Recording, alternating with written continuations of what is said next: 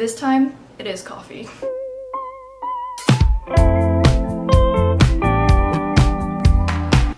Hello everyone and welcome back to my channel. Did you like it? Did you like the new intro? I'm very happy with it. So as you can tell, I kind of changed the aesthetic of this channel. The profile picture is different, the channel banner is different, I have a different intro. I just want to change it up. I feel like every year I want to change it up just because I don't want it to look the same. Anyway, the point of this video is to show you how I edit my videos. So I have been requested this so many times on my Instagram, in my comments. I wanted to find a perfect time to do it. I wanted to feel 100% comfortable with the way I edit and the software I use and how I use it. So a few months into my channel, it didn't really feel right, but now I've almost got my channel for like a year and a half. I feel like I'm dressed appropriate because I have a hoodie on, and most of the time when I'm editing, I have a hoodie on. Got my coffee, which is another thing that I have when I'm editing, and I have a candle lit, so everything is ready to go. I want to go over kind of the basics of what I use to edit. So for the software that I use is Final Cut Pro. This is basically like Apple's software for editing. Apple also has iMovie, so if you have like an iPhone, you'll have already iMovie in your phone, I believe. So iMovie is free. You can just go in there. It's really easy to use. It's really user-friendly. That's what I used for like 3 years. I started making videos when I was like 16 and I never posted them on YouTube. I wanted to teach myself how to edit, so I just used iMovie, and that's what I used for a really long time. When I decided I wanted to upgrade, then I moved to Final Cut Pro. So if you're thinking of starting a YouTube channel or learning how to edit, I recommend iMovie rather than just starting in Final Cut Pro. I edit on a hard drive. I use the G drive hard drive, so this is basically like a solid state hard drive, so it's not like one of those hard drives that has like the little disc inside of it where it like turns and turns and turns. This one is kind of like a huge USB, so it doesn't have that disc inside of it, which I feel like it works better for editing because it makes the program less slow. My hard drive is 2 terabytes, so I recommend you buy between 1 terabyte or higher because projects fill up a lot of space, like more space than you can ever think. I had to start using a hard drive. My computer was getting extremely slow because of all of the storage I had from iMovie. So when I started using a hard drive, all of the information goes in there, and then I don't have to worry about my computer being all slow, and you can get your hard drive and you can move your project to any device that you want. For example, most days I edit on my computer, but if I ever want to edit on my laptop because I want to edit in bed or I want to edit somewhere else in the house, then I can just take my hard drive out of this computer, plug it into my laptop, and then open up the project in there. Final Cut Pro, when you buy it like off of iTunes, it basically gives you permission to download it in any other device that you have. So when I bought Final Cut Pro, I downloaded it on my computer first because I bought it off of here, and then when I went to my laptop, I logged into my iTunes in my laptop, and then it let me download it to my laptop for free. You don't have to buy it twice if you want it on a different device, you know? Alright, enough of talking about the program. Now I'm gonna talk about actual editing. So here in my computer, I have like an SD card input right in the back. Put in my SD card and then it downloads all of the footage to Final Cut Pro. You can also buy an attachment for like a laptop because a laptop doesn't have the same thing. I have this one which you can fit an SD card right in here, and then I plug it into my laptop. If you have a Mac computer, you can just buy this attachment and then you can just download the stuff straight from there. You don't have to like plug in the camera to your computer like in the olden days. Once I import all the footage, I check if all the footage is there. I make sure that I don't have any missing clips or anything. Back when I used to use iMovie, and especially when I had a project that had a lot of footage in it, I would just start downloading the footage and then start editing right away. And one time my laptop died and I lost all of the editing that I did because it basically said missing file, missing file, missing file because it didn't download all of the footage right before it died. So I lost like an hour of editing, and so I'm like very traumatized since that day. So I never start to edit until all of the footage is fully imported into the program. And then once I do that, I double check if I have any footage on my phone because sometimes I vlog through my phone. For that, it's pretty easy because my computer also has like AirDrop, just like your phone. You can AirDrop footage from laptops to phones or vice versa. So I just grab it from my phone, bring it to my computer, I AirDrop it, and then I put it to the program. Before I actually start cutting or doing any editing of sorts, I color grade my videos. So color grading basically means means that you're adding a filter to your videos. So a lot of movies use like the effect teal and orange, which is like complementary colors, where the darker shades are kind of bluish and the brighter shades are kind of orangey. It's kind of hard to explain, like I don't even know how to explain it 100%, but a lot of people use that filter in their videos, and I tried it with mine and I noticed that I like it a little bit more orangey. So that's basically the color grading. So I'm gonna expose myself right now. This is my video without color grading. Like I don't have anything on it right now, and then this is with color grading. So as you can see, it does a very big difference in my videos. I feel like it gives a general nice consistency throughout all my clips, and it makes the video quality better. So you can search up in effects like teal and orange and it'll show up. This is an effect that you can do. You can drag it and drop it, but I already have my color grading in this video. As you can see, it's very strong, and you can go up here and lower the amount of teal and orange. I don't do that because I made like my own sort of effect, so you can just custom make your effect. If I show you how to custom make an effect, this video will be like 10 hours long. I go to basics, which is where I have my color grade. So I have color grade 2 and I have color grade 1. I call them look grades. That's how I have them put here. They're basically different effects where I use one for like brighter footage and then I use one for like darker footage, which will make it like brighter. So you can make your own effect. So when I drag and drop this is what makes it color grade. So that's basically what I do. And when I go here to the color board, you can see all the effects I've done with it. Like I can make this a bunch of different colors. That's generally what I do to color grade my videos. And there's a little teal me in the corner right there. Let me get my face out of here because it's kind of distracting. So once I know I have everything in there, I start to edit. So the editing process. So the first part of editing is just basically the rough cut, which is the most important part of editing, which is getting rid of everything that you don't want. So like basically all the jump cuts that you see right now in this video is basically me just doing the rough edit. Maybe I stumble on a word and so I repeat it again, so I just cut to that part and things like that. This is probably the most boring part of editing because it's just me listening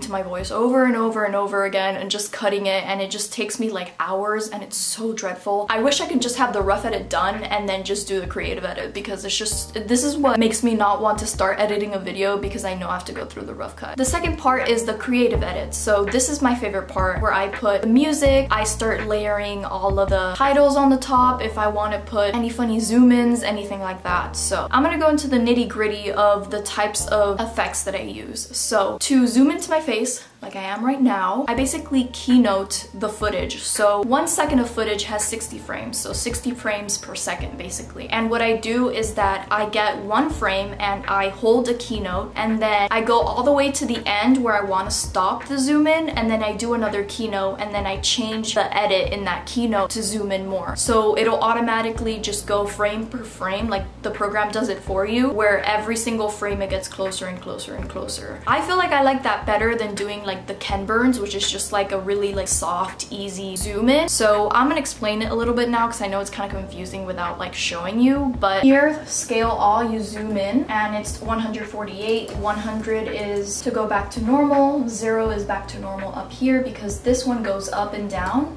and this one goes side to side. I select the clip. I go to this little button right here, keyframe. I keep saying keynote, but it's keyframe.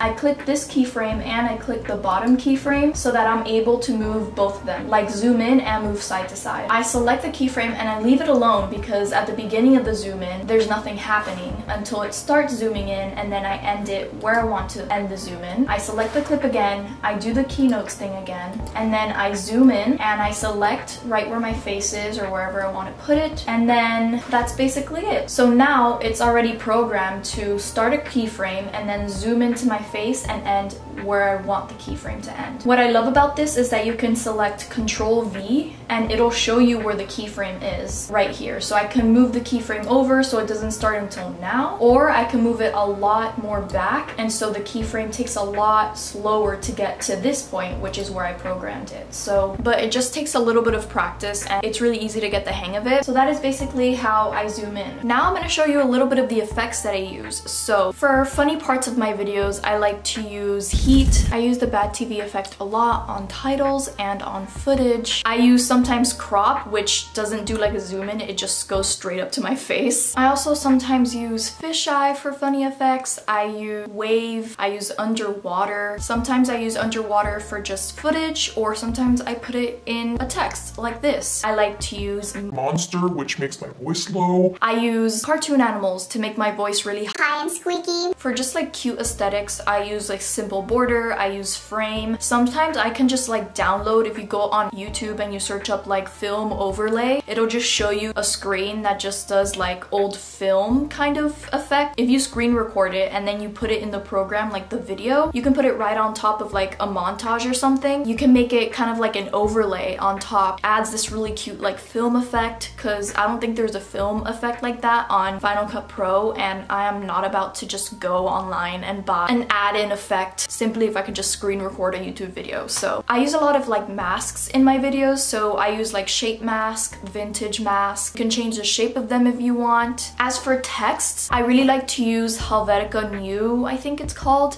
I'll have it in the screen right here if you want like the exact spelling. And then I use it in like bold italic form, because you can just have regular Helvetica, but you can also make it bold, or you can make it italic, or you can make it bold italic, which is what I use. And then I do the same thing but with Arial, just Arial bold italic. Those are the two that I use. I rarely use any other ones. If I want these texts to come out in like typewriter form, where it just doesn't pop up in the screen, it like slowly shows up with each letter, I'll just use the typewriter effect, and then I'll change the font to Helvetica or Arial bold italic. I use a lot of effects to like distort the sound. I like to use cathedral effect, and then I use the keyframe to really zoom out and make it sound like I'm really far away. I really like to use the static effect as a transition. I like to use the slide transition a lot. Sometimes I use Gaussian blur to kind of like fade out. I like to use fade to black as well, and that's all the transitions I basically use. Okay, I feel like I've said a lot in this video.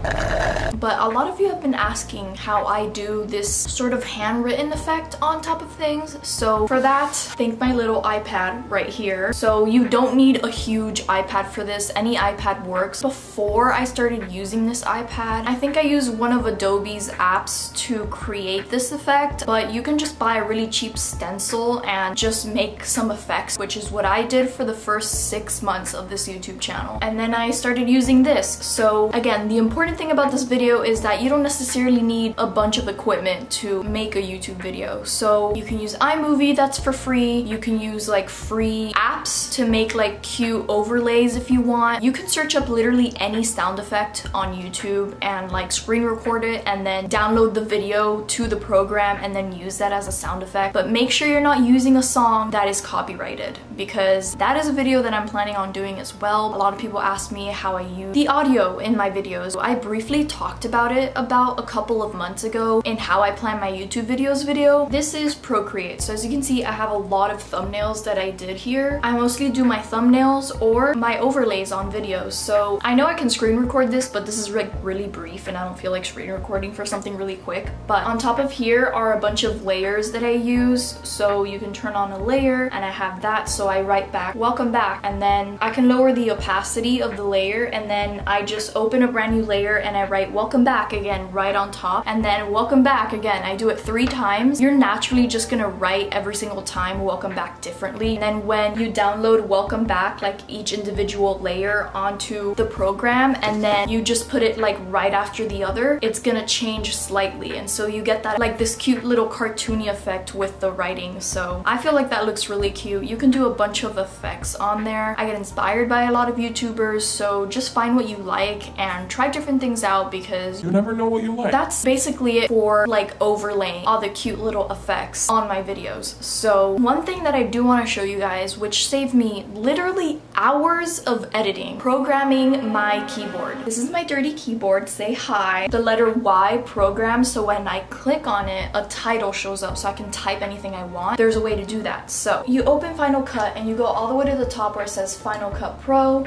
you go to commands and you click customize, and then it'll show you basically the whole keyboard, and you can make something a default, and that way it'll program to default that key to do that specific thing. It's hard to explain. So for example, for the letter Y, if I click on it, you'll see that for Y I have default titles. So I can make any title I want, whether it's typewriter, basic title, or like the one that sparkles. I can make that my default title if I want. I just like to put a title that I use very often, and I like basic title because I can just change it really easily and it doesn't do like the typewriter effect. So I just made basic title my default title, and then say I want to make O a default title. So here is all of the things that it's already put naturally when it came with the program, so you can just add whatever you want here. So as you can scroll down, these are all the commands that you can do. So I have a default transition for the letter T, and I just have that as like sliding. So I use that effect a lot, so I put it as T. You can make default video effect, you can add a shape mask, basically whatever you want. You click add default transition, and then you drag it all the way to this box, and then you click save, and then it'll allow you to program that key. So every time you click on it, it'll show up, and it's great because I would go to the effects bar, search up basic title, drag it down, and that would take up like 3 seconds. And if I can save up 3 seconds, that's great. I can select wherever I want in the project and just click T, and then it'll show me a basic title. I also programmed the letter X to cut a clip. So command B, B stands for blade, which is what cuts all the clips. Instead of going command B every time I want to cut, it saved me hours of editing when I just had to click X. You can program anything you want. One element that I'm missing. Lauren, how do you make an effect a default effect? Really easy. So let's say I want to make shape mask my default mask. So I just click on the effect, I left click, and right there it says make default video effect. So that's basically everything that I do to edit. Okay everyone, so I know I probably gave you a lot of information. My main advice in this video is if you're starting to learn how to edit, don't get Final Cut Pro.